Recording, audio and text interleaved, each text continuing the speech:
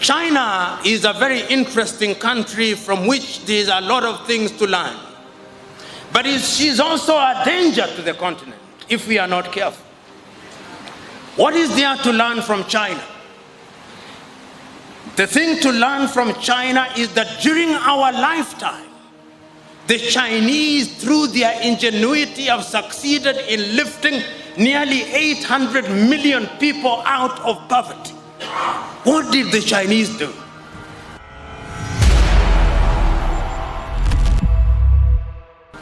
Is there something that we can learn from them?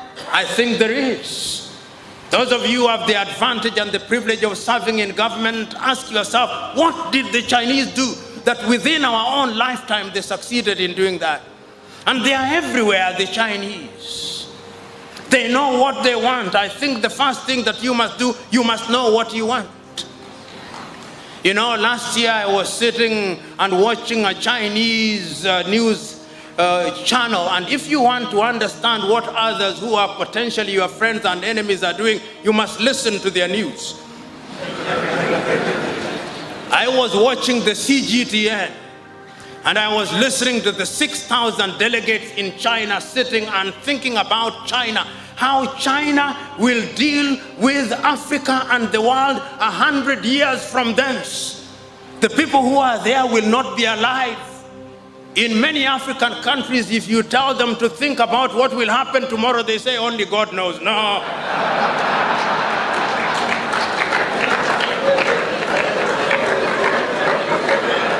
I hold the view that when you are planning, you plan as if you will never die. And if you are prayerful, you pray as if you'll die the next minute. I'm suggesting that the Chinese have given us away. Today, the Chinese, and see how the Chinese are working with us. Which university in Africa worth its name does not have a Confucius Center? I do not know whether you have one here at UCC.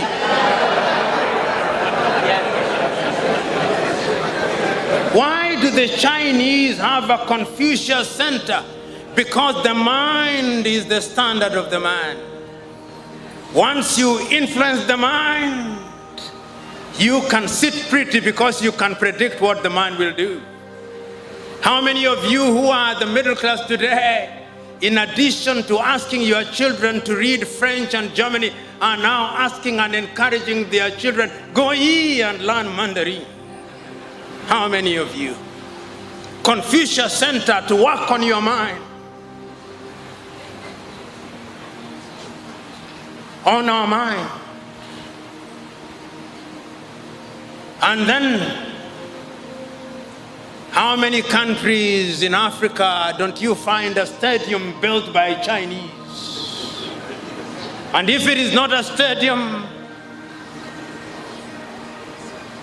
it is your state house.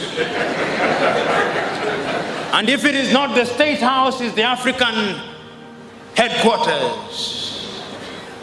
And if it is not the African headquarters, is infrastructure, is the road or the railway. And if it is not the railway, it is 4 lorries. And if it is not those, in the next 10 years, out of every 10 phones used by you will be Chinese. If it is not Techno, it is Infinix. If it is not Infinix, it's Huawei. No African country produces a phone. None. It's only Rwanda that is beginning to assemble some. There is something to admire about the Chinese. But if we want to benefit from the Chinese, we must be strong.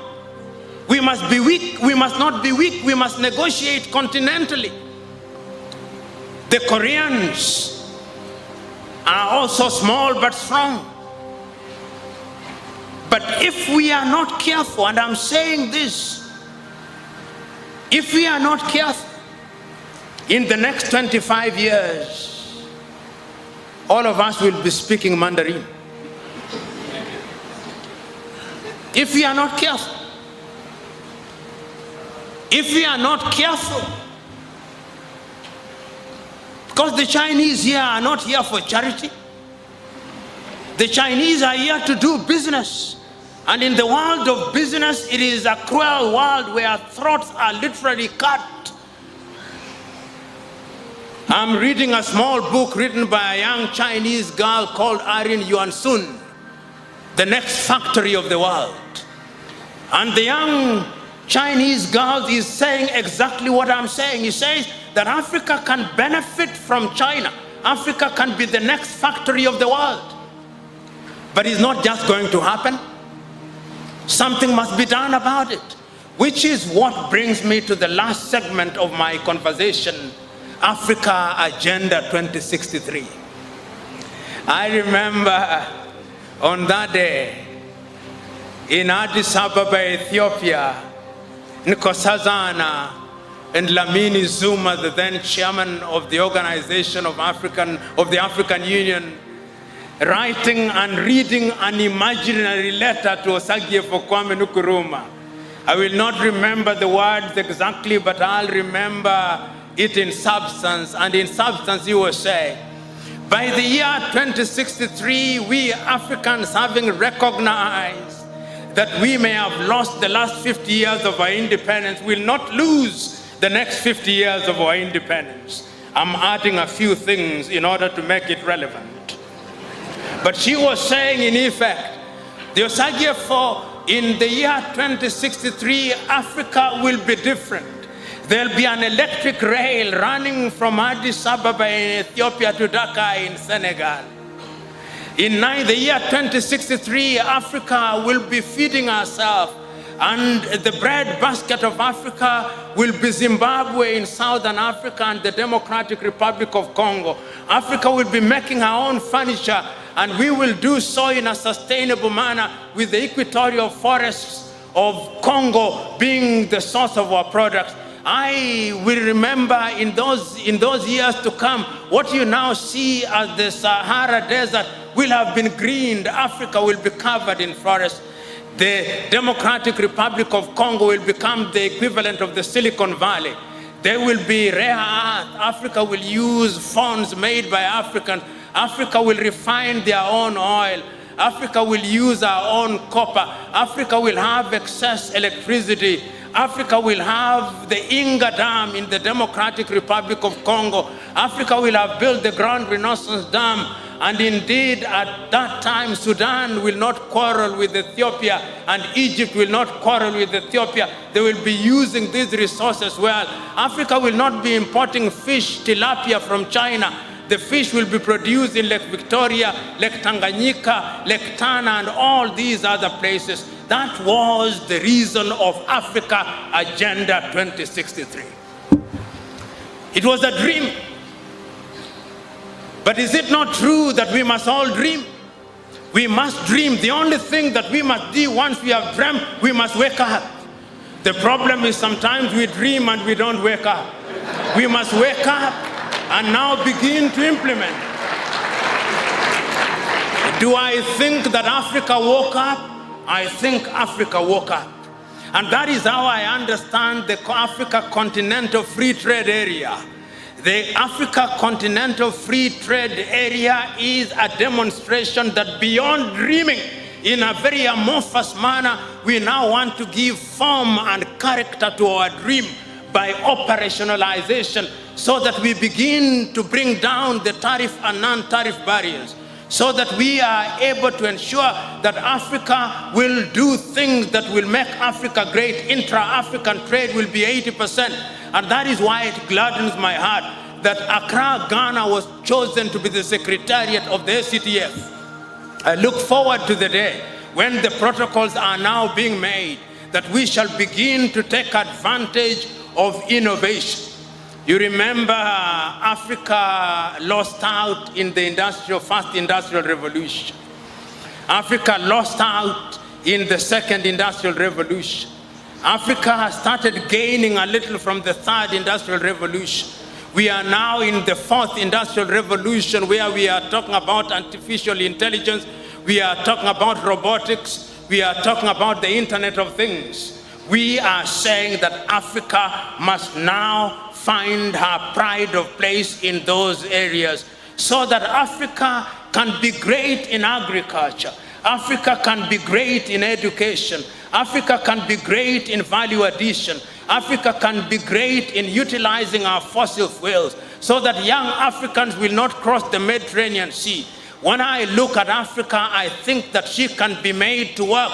But the last thing that we must do is to ensure that we introduce hygiene in our politics. Because it all begins and ends with leadership. History has demonstrated, not once, not twice, but times without number, that when you have men and women who are good leaders and they know what they want, they can catapult their countries within a short time into the higher orbits of development. We must now begin to ask ourselves, how do we govern ourselves? How do we create a political environment where all these things can happen? I'm suggesting to us, without being arrogant, and speaking hopefully with the humility that will not sharpen the anger of leaders in this forum, but will open their eyes. When you are in a position of honor and privilege, remember that your duty is to serve. Those of you who are cabinet ministers, remember that you are not necessarily the best of men, but you've been favored to be in positions of honor and privilege. You are not necessarily the best of women. Because you have been honored and privileged, serve in humility. And the problem in Africa is that many African leaders suffer from what I call the Jehovah complex.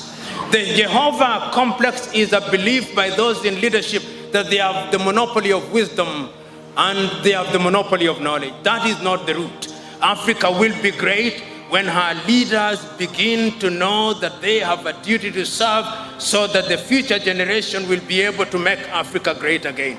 Africa can be great. Africa will be great. Africa will be great in agriculture. Africa will be great in our industries. Africa will be great in our education. Africa will be great in all other things. But the last thing that Africans must do is to decolonize our minds. We must liberate ourselves from this misguided view that we cannot achieve. We can achieve, we have achieved, and going forward, working together, we will achieve. God bless.